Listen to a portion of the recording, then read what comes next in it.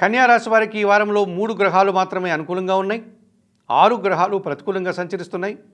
ఈ గ్రహాలు అధికంగా ప్రతికూలంగా సంచరించేటువంటి సందర్భంలో అనవసరంగా సమయాన్ని వృధా చేయకుండా సమయాన్ని సద్వినియోగం చేసుకుంటూ మీ వృత్తి ఎందే మీరు మనస్సును లగ్నం చేసి మీ పని మీరు చేసుకుంటూ ముందుకు వెళ్ళండి.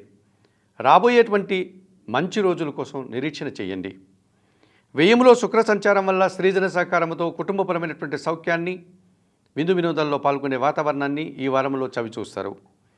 ద్వితీయంలో బుధ సంచారం వల్ల స్థిరాస్తుల నుంచి లాభాలు, సొంత వ్యాపారంలో అభివృద్ధి, అంకిత భావంతో పనిచేసి సత్ఫలితాలను అందుకుంటారు.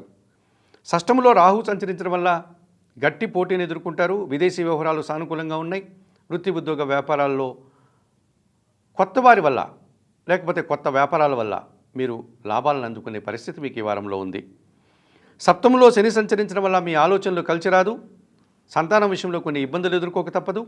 జీవిత భాగస్వామి విషయంలో కూడా మనస్పర్ధలకు అవకాశం ఉంది. పనివారితో కాస్త ఇబ్బందులు వచ్చే సూచన కనిపిస్తుంది. జన్మరాశిలో రవి సంచారం వల్ల స్థానచలనం కానీ, కష్టంతో కూడిన ప్రయాణం కానీ, తండ్రి ఆరోగ్యం విషయంలో కాస్త జాగ్రత్తలు తీసుకోవాల్సిన అవసరం కానీ కనబడుతోంది.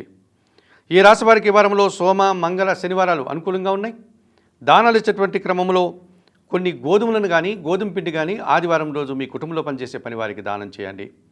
స్తోత్రపారాయణ విషయంలో సూర్యాష్టకము, ఆదిత్య హృదయము ప్రతిరోజు చదువుకోండి. ఆలయ సందర్శన కార్యక్రమంలో భాగంగా కన్యా రాశి వారు ప్రతిరోజు ఉదయాన్నే నిద్రలేసి సూర్య భగవాన్ని దర్శించి నమస్కరించుకోవడం వల్ల సంతోషంగా ప్రశాంతంగా ఉండగలుగుతారు.